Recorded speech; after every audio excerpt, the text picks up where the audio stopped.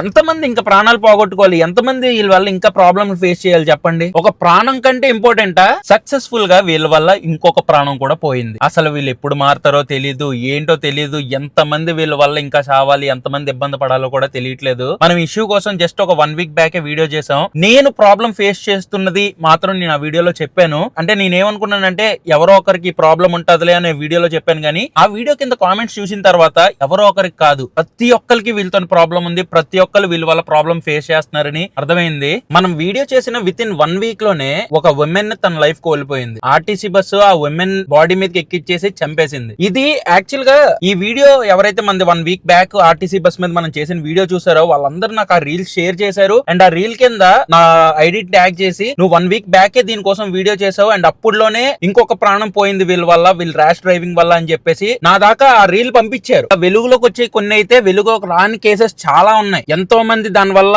అంటే లైక్ చనిపోకుండా like hurt అయిన వాళ్ళు కూడా చాలా మంది ఉన్నారు. ఎందుకులే దీనికోసం మాట్లాడడం అని బయటికి రాని వాళ్ళు కూడా చాలా మంది ఉన్నారు. అంటే కొంతమంది లైక్ క్రిటికల్ సిచ్యువేషన్ లో ఉన్న వాళ్ళు ఉన్నారు, చాలా మంది గాయపడిన వాళ్ళు కూడా ఉన్నారు. దీని వల్ల లైక్ కాలు ఫ్రాక్చర్ అవడం, చేతులు ఫ్రాక్చర్ అవడం, రన్నింగ్ లో నుంచి పడిపోవడం, లేకపోతే బస్సు ఎక్కుతుండగానే ఈడ్చుకొని వెళ్ళిపోవడం, లేకపోతే బస్సు ఆపకుండా ఆ రన్నింగ్ లోనే ఇంకా వాళ్ళ స్టాప్ దగ్గర ఎంత ఆపమన్నా ఆపట్లేదని చెప్పేసి కావాలని దిగిపోయి హర్ట్ అయిన వాళ్ళు కూడా చాలా మంది ఉన్నారు. మనకి చనిపోయే కేసులు కాబట్టి కొన్ని బయటకు వస్తున్నాయి. ఇలా హర్ట్ అయ్యి కాల్ ఫ్రాక్చర్లు అయిపోయినవి ఏమి బయటికి రావట్లేదు కదా. ఇలా చాలా ప్రాబ్లమ్స్ ఉన్నాయి కదా. చాలా మంది ఏంటి మొత్తం ప్రతి ఒక్కరు ఇంటోలు ఈ ప్రాబ్లమ్ ని ఫేస్ చేస్తున్నారు. బట్ ఎవరు బయటకు వచ్చి మాట్లాడలేకపోతున్నారు. కానీ నేను కూడా చాలా ఇయర్స్ నుంచి దాచుకున్న ఫ్రస్ట్రేషన్ ని మొన్న నేను వీడియోలో మాట్లాడి ఇచ్చేసాను. మా మమ్మీ ఫేస్ చేశారు, మా ఇంట్లో వాళ్ళు, మా ఫ్యామిలీ అందరూ ఫేస్ చేశారు. లిటరల్ గా మా మమ్మీతో నేను ట్రావెల్ చేస్తున్నప్పుడు మా మమ్మీ చివరయ్యే విధానం గానీ లేకపోతే పానిక్ అయ్యే సిచ్యువేషన్ చూసి చాలా సార్లు నాకు కోపం వచ్చింది. బట్ ఏ రోజు కూడా రియాక్ట్ అవ్వలేకపోయాను. నా మీద కూడా చాలా సార్లు ఇప్పుడు ఎన్ని రోజుల నుంచి మనం రోడ్ మీద తిరుగుతున్నాం, బండ్ల మీద తిరుగుతున్నాం, కార్లో తిరుగుతున్నాం, చాలా సార్లు మన మీదకి బస్సులు రావడం లేకపోతే మనకి ఇరిటేట్ తెప్పించడం, ఇవన్నీ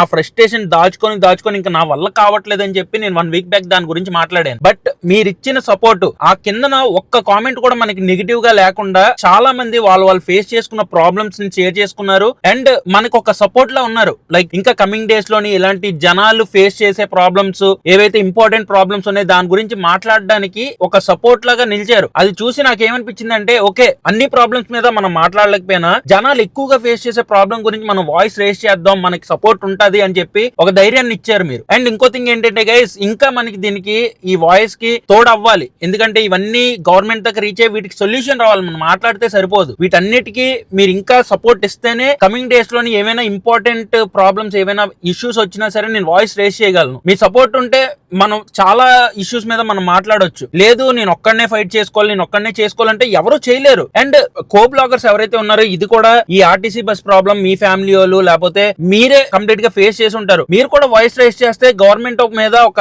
ప్రెషర్ బిల్డ్ అయ్యి దీనికోసం ఒక సొల్యూషన్ అనేది వస్తుంది కదా. ఒక్కలే మాట్లాడితే ఎవడ పట్టించుకోడు. అదే 100 మంది మాట్లాడితే ఒక చూపు చూస్తారు. 1000 మంది మాట్లాడితే అరే ఏం జరుగుతుందిరా, దానిలో ప్రాబ్లం ఏముందిరా అని చూసి దానికి రెక్టిఫై చేయడానికి ట్రై చేస్తారు కదా. నేను ఫుడ్ బ్లాగ్స్ చేస్తాను, ఎక్స్ప్లోర్ చేయాలి, అవన్నీ నా ప్యాషన్. అవన్నీ చేస్తూ నెలకు ఒక్క రోజైనా లేకపోతే ఏదైనా మేజర్ ఇష్యూ వచ్చినప్పుడు మనం ఫేస్ చేసినప్పుడు ఒక్కసారైనా సరే దాని గురించి వాయిస్ రేస్ చేస్తే అట్లీస్ట్ ఓకే ఈ ప్రాబ్లం మనం అడ్రస్ చేస్తున్నాం అన్న ఒక సాటిస్ఫాక్షన్ ఉంటది. నేను ఆ వీడియో చేసిన తర్వాత కూడా చాలా బస్సులు చూశాను. ఆ ఓవర్ స్పీడింగ్ ఏంటి, ఆ ర్యాష్ డ్రైవింగ్ ఏంటి, అసలు ఈ అన్ని ప్రాబ్లమ్ స్టార్ట్ అయింది ఎప్పటి నుంచో ఉంది. ఆర్టీసీ బస్సులది ఇలాంటి ర్యాష్ డ్రైవింగ్ ఇలా జనాలను ఇబ్బంది పెట్టుతూ లైక్ బస్ డ్రైవ్ చేయడం అనేది చాలా ఇయర్స్ నుంచి ఉంది. బట్ ఎప్పుడైతే ఈ ఫ్రీ బస్సెస్ స్కీమ్ వచ్చిందో ఆ రోజు నుంచి ఇంకా రూడ్ గా తయారయ్యారు. ఫ్రీగా ఆడోళ్ళు ఎక్కేస్తున్నారు, ఫ్రీగా ఎక్కేస్తున్నారు, ఓవర్లోడ్ అయిపోతుంది బస్ అని చెప్పేసి ఇంకా ఎక్కుతున్నారా లేదా దిగుతున్నారా లేదో చూడకుండా ఈడ్చుకొని వెళ్ళిపోతున్నారు. అరే ఓవర్లోడ్ అయిపోతే బస్సు పక్కన ఆపేయండి, దీన్ని ఆపరేట్ చేయలేము, మీరు ఎంతమంది ఎక్కితే మేము చేయలేము అని చెప్పేస్తే అయిపోయింది కదా.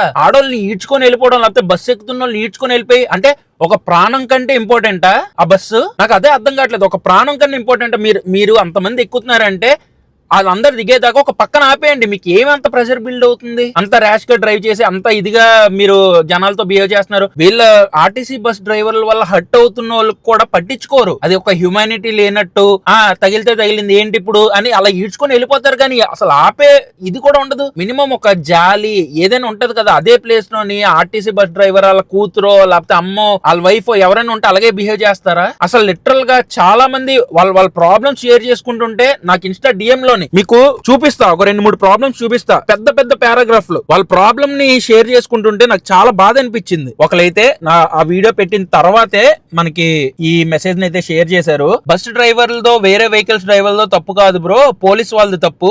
మా మదర్ కి బ్రెయిన్ అంత డ్యామేజ్ అయ్యి ఇంకొక హాఫ్ డే కంటే ఎక్కువ బ్రతకదు అన్నారు. ఆ రోజు క్రిస్మస్, డాక్టర్స్ అవైలబుల్ లేరు, ఎవరో కాలు పట్టుకుంటే 2 ఆపరేషన్ చెయ్యాలి, 15 లక్షలు అవుతాయి అన్నారు. అది బ్రతుకుతారని చెప్పలేం, ఓన్లీ 5% ఛాన్స్ అన్నారు అని అన్నారు. పోలీస్ వాళ్ళకి ఒకటే చెప్పాను, నాకు 1 రూపాయి కూడా వద్దు, నాకు వాడికి న్యాయం పరంగా శిక్ష వెయ్యండి అని అన్నారు. ఇది ఎవరి వల్ల జరిగింది?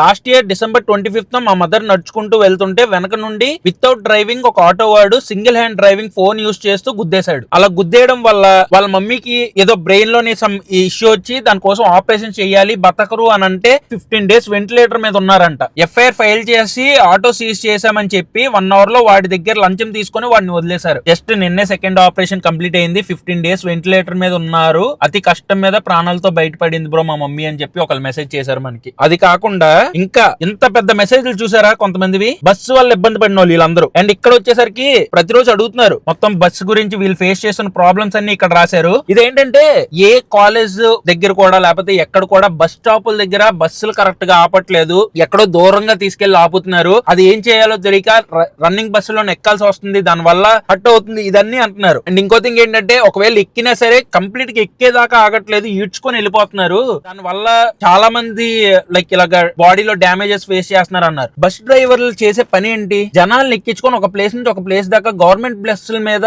అంటే ప్రైవేట్ బస్సుల కంటే గవర్నమెంట్ మీద ఎందుకు నమ్మకంతో ఉంటారు చెప్పండి? సేఫ్ గా దింపాలి. అదే బస్ డ్రైవర్లు రూడ్ గా వెళ్తారు, అదే బస్ డ్రైవర్లు 40 స్పీడ్ ఉండాల్సిన దగ్గర 60-70 స్పీడ్ లో వెళ్తారు, రెడ్ సిగ్నల్ పాటించరు. ఆ జనాలకి ఒక సేఫ్టీ ఇవ్వాల్సింది పోయి లోపల ఉన్న వాళ్ళు కూడా ఈడెక్కడ గుద్దేస్తాడు రా బాబు అన్నంత భయంతో కూర్చుంటారు. మీకు ఏంటంత ప్రాబ్లమ్? గవర్నమెంట్ బస్సే కదా, నిదానంగా వెళ్తే మీకేం పోయింది? మీకు ఏమైనా టైం లిమిట్ ఉందా? ఈ జస్ట్ 20 minutes లో మీరు ఆ స్టాప్ నుంచి స్టాప్ కి వెళ్ళిపోవాలని చెప్పి ఎందుకు అర్థం కాదు. ఈ ఫ్రీ బస్ స్కీమ్ వల్ల అయితే ఇక బస్సు లోపల కూడా ఒక ప్రశాంతత లేకుండా పోయింది. ఎంతసేపు గొడవలే.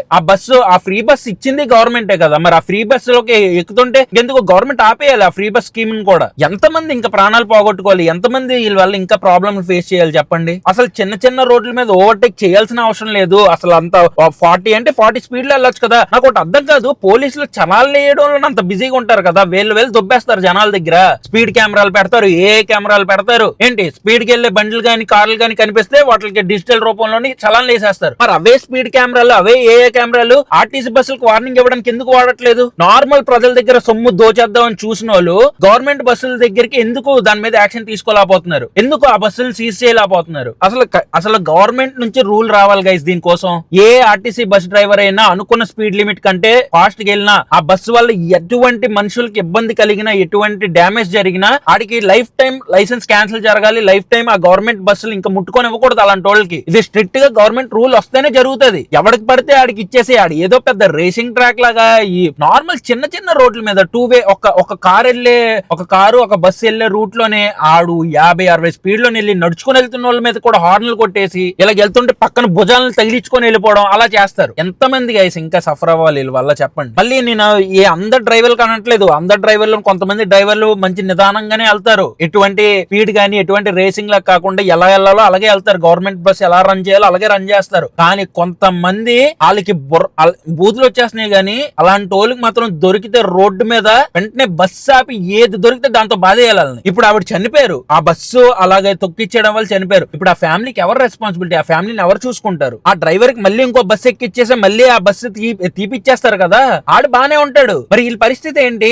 ఎందుకు దీని మీద గవర్నమెంట్ యాక్షన్ తీసుకోవట్లేదు? ఎందుకు దీని మీద ఒక స్ట్రిక్ట్ రూల్స్ పెట్టట్లేదు? ఎందుకు ఆర్టీసీ బస్సులకు ఒక లిమిట్ ఉండట్లేదు? ఎందుకు ఆర్టీసీ బస్సులకు చలాన్లు ఉండట్లేదు? చాలా మంది అంటున్నారు ఆర్టీసీ బస్సులు కూడా చలాన్లు పడతాయి. చలాన్లు పడతాయి, అది గవర్నమెంట్ అండర్ లో ఉంటది కాబట్టి వాళ్ళు ఎప్పుడు కావాలంటే అప్పుడు చెప్పేస్తారు. మీకు తెలుసా బస్సు చలాన్ కడుతున్నాడు అని చెప్పి? అరే ప్రాణాలు పోతున్నారా, ర్యాష్ డ్రైవింగ్ చేస్తున్నారంటే బస్సులకు కూడా చలాన్లు పడతాయి, ఇది అదే అంటే చలాన్లు పడితే ఓకేనా, పోయిన ప్రాణం ఎవడు తీసుకొస్తాడు? జనాలు బాగుండాలి. ఈ ఆర్టీసీ బస్సుల తలక అరాచకాలు, ఈ ఆర్టీసీ బస్సుల తలక ఈ న్యూసెన్స్, ఈ ర్యాష్ డ్రైవింగ్ అనేది ఆగాలి. ఆర్టీసీ బస్సుల వల్ల ఇంకా జనాలు ఫేస్ చేసింది చాలు. అందరూ వాయిస్ రేస్ చేయండి. మీ దగ్గర ఎవడైతే ర్యాష్ గా వెళ్తున్నాడో ఆ నాపి బాధేయండి, లేదా ఫోటోలు తీసి గవర్నమెంట్ కి ట్యాగ్ చేసి గవర్నమెంట్ కి పంపించండి. అంతే. ఈ గవర్నమెంట్ ఏదో ఒకటి చేయాలి. గవర్నమెంట్ ఒక రూల్ అయినా తీసుకురావాలి. ఎక్కడైతే ర్యాష్ గా ఆర్టీసీ డ్రైవర్లు వెళ్తున్నారో, ఎక్కడైతే ఆర్టీసీ డ్రైవర్ల వల్ల ఇబ్బంది జరుగుతుందో ఆ ఫోటో తీసి ఒక గవర్నమెంట్ కి వెళ్తే ఆ గవర్నమెంట్ ఆ బస్సు మీద యాక్షన్ తీసుకునేటట్టు ఉండాలి. ఆర్టీసీ అథారిటీస్ కూడా వాళ్ళ డ్రైవర్స్ చెప్పుకోవాలి. మొత్తం సిగ్నల్ పాటించాలి,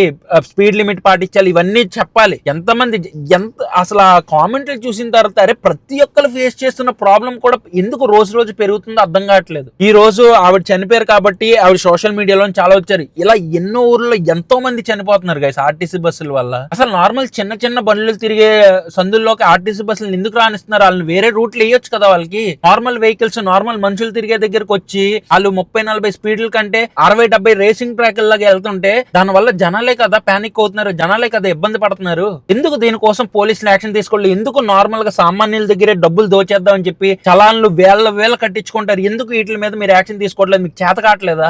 పబ్లిక్ కి సర్వీస్ చేయాలి కానీ డబ్బింటోళ్ళకి సర్వీస్ చేసి పబ్లిక్ దగ్గర లాగేస్తారేంటి? నాకు అర్థం కాదు. ఇంకా ఎంతమంది సఫర్ అవ్వాలి దీని వల్ల? లిటరల్ గా మన వీడియో ఎవరైతే డైలీ వ్లాగ్స్ లో వ్లాగ్ రూపంలో నేను పెట్టిన ఆర్టీసీ బస్సు వీడియో చూసి ఎంత మంది నాకు ఆ రీల్స్ షేర్ చేశారు తెలుసా? ఈ ఆవిడ చనిపోయింది అంటే జనాల్లోకి మెల్లిమెల్లిగా అవేర్నెస్ క్రియేట్ అవుతుంది, కానీ ఇంకా ఎక్కువ వాయిస్ రైజ్ అవ్వాలి, ఇంకా ఎక్కువ మంది దీనికోసం మాట్లాడాలి, ఇంకా ఎక్కువ మంది ఇది చేస్తేనే ఈ ఆర్టీసీ బస్సుల తలక ప్రాబ్లం ఏదైతే జనాలు ఫేస్ చేస్తున్నారో దాన్ని మనం ఆపగలం. రూల్స్ నార్మల్ పీపుల్ కే కాదు, రూల్స్ గవర్నమెంట్ బస్సులకి, గవర్నమెంట్ వెహికల్స్ కూడా పాటించాలి. దానికి కూడా స్ట్రిక్ట్ యాక్షన్స్ ఉండాలి. పెద్ద పెద్ద క్రియేటర్స్ ఉన్నారు, పెద్ద పెద్ద వాళ్ళు ఉన్నారు, మాట్లాడొచ్చు. కానీ ఒక 25 కుర్రోడు మాట్లాడుతున్నాడు.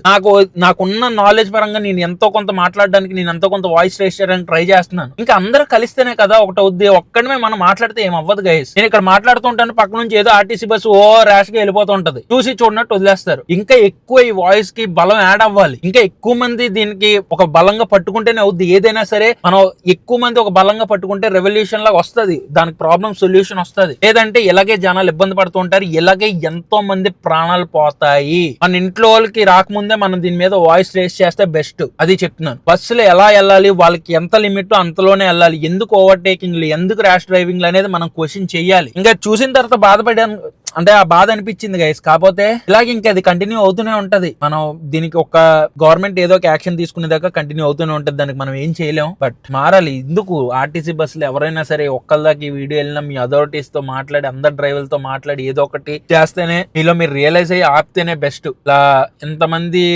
గవర్నమెంట్ బస్సులు వాళ్ళు ఇబ్బంది పడుతున్నారు అని చూస్తుంటే, ఆ కామెంట్లు చూస్తుంటే నాకు కూడా చాలా బాధ అనిపిస్తుంది. అరే ఇంతమంది బాధపడుతున్నారు, అయినా సరే దీనికి ఒక సొల్యూషన్ లేదేంటి అని. అది గైస్, ఇంకా అలాంటి ఇష్యూల మీద మనం మాట్లాడాలి. దానికి మాట్లాడాలంటే మీ సపోర్ట్ ఉండాలి. అండ్ లాస్ట్ వీడియోకి మీరు చూపించిన సపోర్ట్ అయితే ఇంకా మనం ఇలాంటి టాపిక్స్ మీద మాట్లాడాలి. అట్లీస్ట్ మంత్ కు ఒక్కసారి అయినా సరే మన వ్లాగులు ఎలాగో మనం చేసుకుంటాం, అది చేస్తూ మనం ఒక్కసారి అయినా సరే కొన్ని ఇష్యూల మీద మనం మాట్లాడాలి. నా ధైర్యం వచ్చింది. సో హోప్ఫుల్లీ ఒక వాయిస్ కి ఇంకా ఇంకా ఇంకా ఇంకా ఎక్కువ మంది వీటి మీద వాయిస్ రేస్ చేసి ఇంకొక సొల్యూషన్ తెస్తారని అనుకుంటున్నాను. అది థ్యాంక్ యూ.